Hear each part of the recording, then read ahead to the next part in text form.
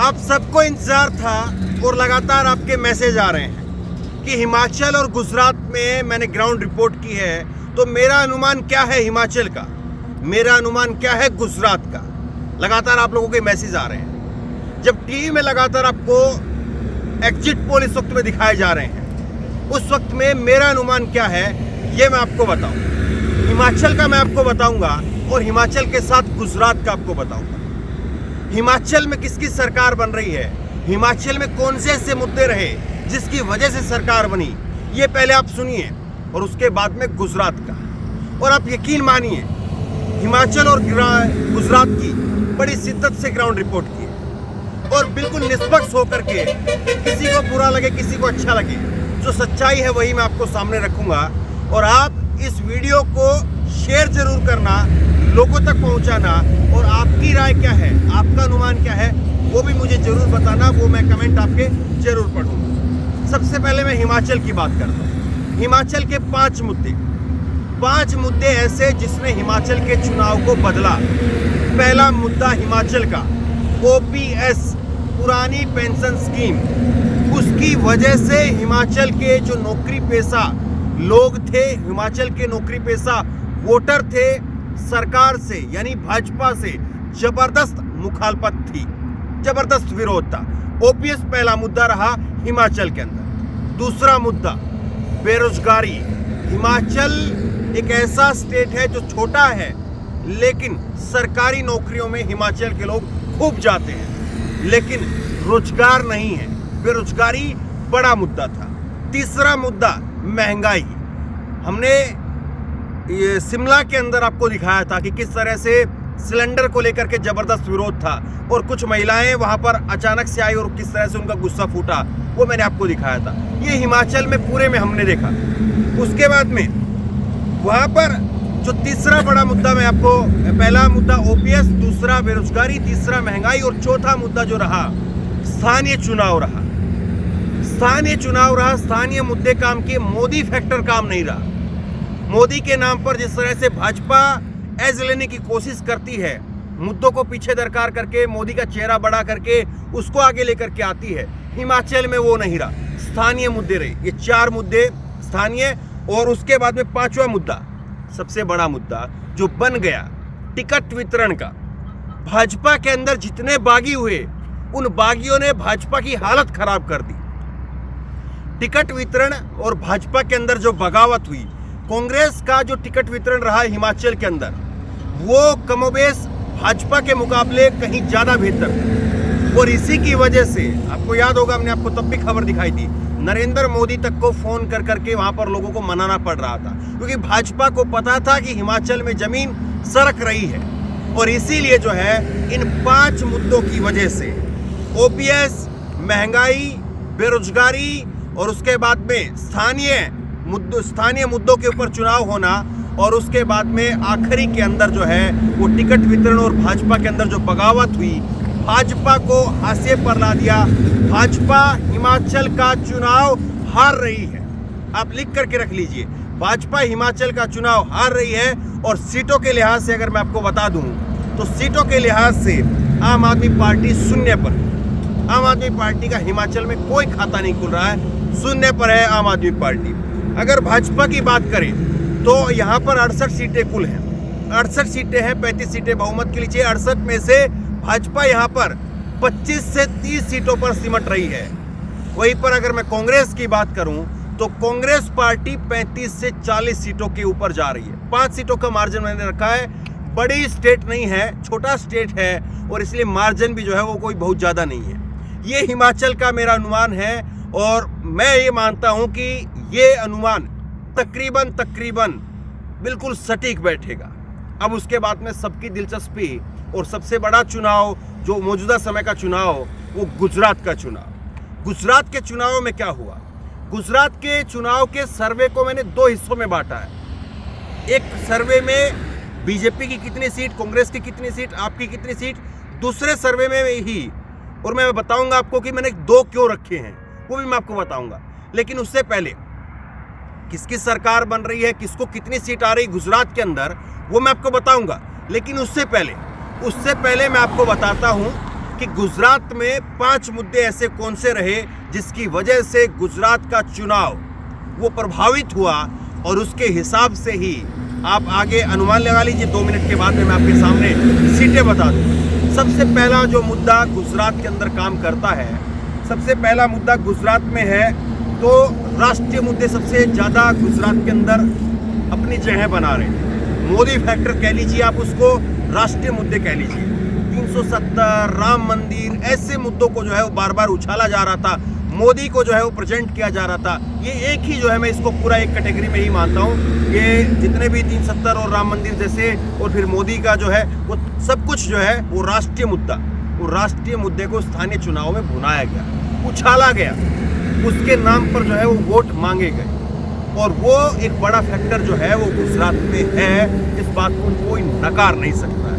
दूसरा फैक्टर रहा मीडिया का फैक्टर। गुजरात में एक तरफा शुरुआत से लेकर के अंत तक कभी किसी ने बीजेपी से चुभते हुए सवाल पूछे ही नहीं।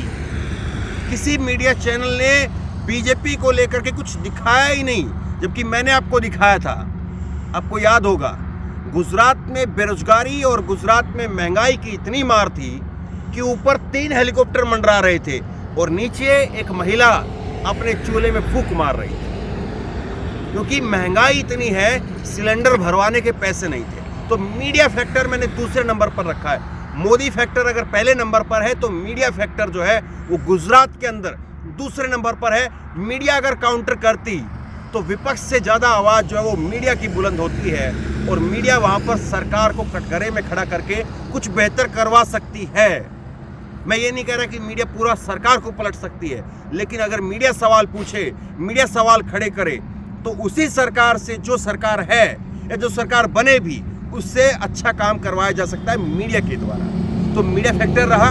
उसके बाद में तीसरा अगर देखें, तो मुझे ये माफ़ी के साथ कहना पड़ रहा है, ये कहते हुए अच्छा नहीं लगता है, लेकिन गुजरात में अंधभक्ति जोरों पर है। गुजरात में अंधभक्ति इतनी जोरों पर है, आप कह दीजिए कि सामने काला रंग है, काला रंग है, आप 36 बार कह दीजिए, एक बार नहीं 36 बार आप कह दीजिए, लेकिन इतनी अंधभक्ति है, लोग ये मानने के लिए तैयार ही नहीं होते कि काला रंग हो कैसे सकता है। मैंने महसाणा के अंदर दिखाया, लोग कहते हैं कि विकास हो रहा है साहब, चमचमाती सड़कें बनी हैं, लेकिन आप एक बात बताइए कि खुलेआम नियमों की धज्जियां उड़ रही है, कोई हेलमेट लगाने को तैयार नहीं है।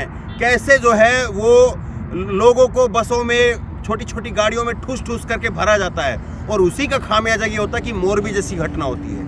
उसी का खामियाजा ये होता है कि सूरत में आग लगती है और कितने लोग जो है झुलस करके मर जाते हैं। तो ये सारी घटना वहाँ पर रही, लेकिन अंधभक्ति इतनी ज़्यादा है कि लोग मुद्दों को देखने के लिए, मुद्दों पर बात करने के लिए तैयार नहीं। ये अंधभक्ति को मैं तीसरे नंबर पर रख रहा हूँ। और उसके बाद में चौथे नंबर पर कांग्रेस का नदारद रहना।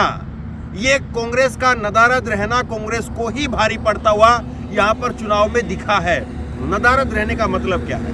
दरअसल कांग्रेस ने, मैंने जब कांग्रेस के नेताओं से बात की कि क्यों नहीं आपका शीर्ष नेतृत्व आ रहा है, क्यों नहीं राहुल जो है वो यहाँ पर आ रहे हैं, क्यों नहीं प्रियंका गांधी यहाँ पर आ रही है, तो उनका कहना था कि हम इस चुनाव को लोकल स्तर पर जो है वो लड़ना चाहते हैं। हम इस चुनाव को चाहते ही नहीं हैं कि ये चुनाव नेशनल मुद्दे जो है वो इसमें उछलें और नेशनल चेहरों को लाया जाए। जब राहुल गांधी आएंगे तो जाहिर तौर पर जो राष्ट्रीय मुद्दे हैं वो उछाले जाएंगे। तो वो उनको लोकल बनाना चाह रहे थे, अच्छी रणनीति थी, लेकिन गलती यहाँ पर कांग्रेस से ये हुई कि कांग्रेस ने इस चुनाव में काफ़ी बाद में एंट्री की है। स्थानीय लेवल पर वहाँ पर परिवर्तन यात्राएं और तमाम चीज़ें वहाँ पर चल रही थी, जगदीश ठाकुर जो उनके नेता वो कर रहे थे, लेकिन जिस तरह से आपको चुनाव को जीतने की एक भूख दिखानी थी, वो भूख दिखाने के लिए आपने काफ़ी जो है वो वक्त गुजार दिया। तो कांग्रेस का नदारद रहना, कांग्रेस की लेट एंट्री होना, वो कांग्रेस को भारी पड़ा। और 5वें नंबर पर मैंने रखा है आम आदमी पार्टी का बैकअप। ये भाजपा के लिए फायदेमंद रहा है। आम आदमी पार्टी का बैकअप वो मीडिया से लेकर के और तमाम अन्य जगह पर आम आदमी पार्टी ने अपने आप को बार बार वहाँ पर डाल करके एक जो है वो स्पेस को खींच करके बनाया, और उसकी वजह से उसकी वजह से जो है वो भाजपा को कहीं ना कहीं फायदा रहा। अब 2 सर्वे मैं आपको गुजरात को बताता हूं कि गुजरात में किस पार्टी की कितनी सीटें रह सकती हैं, और यकीनी तौर पर मैं कह रहा हूं बड़ी निष्पक्षता के साथ में इन सर्वे को, इन जो आंकड़े हैं इनको मैं आपके सामने रख रहा हूं। टीवी में जो बताया जा रहा है कि कांग्रेस की 15 से 30 सीटें रहेंगी, मुझे नहीं लगता है कि इतनी बुरी हालत होगी और इतनी जो है वो नीचे जाएगी कांग्रेस। लेकिन कितनी सीटें होगी देखिए आप। पहला जो सर्वे है मेरा जो पहला अनुमान है, बीजेपी 115 से 125 पर रहेगी, और इसके साथ में कांग्रेस जो है वो 50 से 60 के बीच में रहेगी, आम आदमी पार्टी 5 से 7 के बीच में रहेगी। ये मेरा पहला अनुमान है। बीजेपी 115 से 125, कांग्रेस 50 से 60, आम आदमी पार्टी 5 से 7। ये पहला अनुमान है। दूसरा अनुमान ये है, और ये मैं बताऊंगा आपको 2 अलग अलग मैंने क्यों रखे हैं। दूसरा अनुमान ये है, बीजेपी 130 से 40, कांग्रेस पार्टी 40 से 50 और नीचे, और उसके बाद में आम आदमी पार्टी 10 से 15। ये मेरा दूसरा अनुमान है। अब ये 2 अनुमान एक ही राज्य को लेकर के क्यों? इसकी वजह यह है कि आम आदमी पार्टी जो किसी विधानसभा के अंदर 5,000 वोट ले रही है, किसी विधानसभा के अंदर 10,000 वोट है, किसी में 15,000 वोट। अब कहीं पर अगर 15,000 वोट हैं और वो भाजपा के वोट जो है वो 8-10 हज़ार काट रही है, तो वहां पर कांग्रेस को थोड़ा फायदा हो सकता है, और कांग्रेस की 1-2 सीटें, 5-7 सीटें, 10 सीटें जो है वो बढ़ जाएंगी।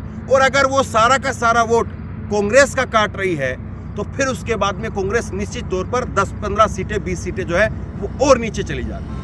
तो ये देखने वाली बात होगी कि जो यहाँ पर तीसरी पार्टी की एंट्री हुई है वो एक मुश्त किसके वोट काट रही है या दोनों के वोट काट रही है, क्योंकि बहुत बारीक था इसको समझना कि आम आदमी पार्टी जो है वो किसके वोट काट रही है। हाँ, ज़्यादातर वोट जो है वो आम आदमी पार्टी कांग्रेस के ही काट रही है, ये बात जो है वो साफ तौर पर दिखी।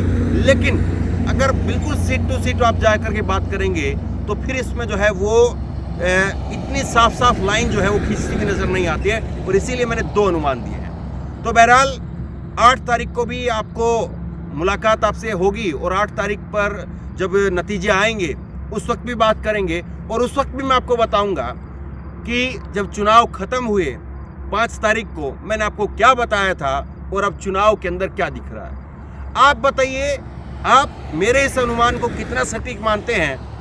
कांग्रेस की साफ तौर पर सरकार बन रही है हिमाचल के अंदर, बीजेपी की सरकार बन रही है गुजरात के अंदर, और मुझे लगता है इसमें कोई 2 राय नहीं। आप बताइए आपका अनुमान क्या है? नीचे कमेंट बॉक्स में अपना अनुमान हिमाचल के बारे में, गुजरात के बारे में, दोनों के बारे में अलग अलग जरूर लिखिए। मैं जरूर पढ़ूंगा। इस वीडियो को खूब शेयर कीजिए, लोगों को पता चले, जो लोग इंतजार कर रहे हैं। हो सकता है कि कई लोग ऐसे हों जो सो गए हों शायद वीडियो का इंतजार करते करते, तो सुबह वो लोग देखें। तो खूब शेयर कीजिए, और इस वीडियो को लेकर आपकी राय क्या है नीचे कमेंट बॉक्स में जरूर दीजिए। और इसी तरह तमाम खबरों के लिए ऑनलाइन न्यूज़ चैनल सब्सक्राइब कीजिए, साथ में जो बेल आइकन है घंटी उसको जरूर दबाइए, ताकि जैसे वीडियो अपलोड करें उसकी नोटिफिकेशन आपको तुरंत मिल सके। धन्यवाद। खबर को अभी लाइक करें, शेयर करें, अभी चैनल को सब्सक्राइब करें और घंटी जरूर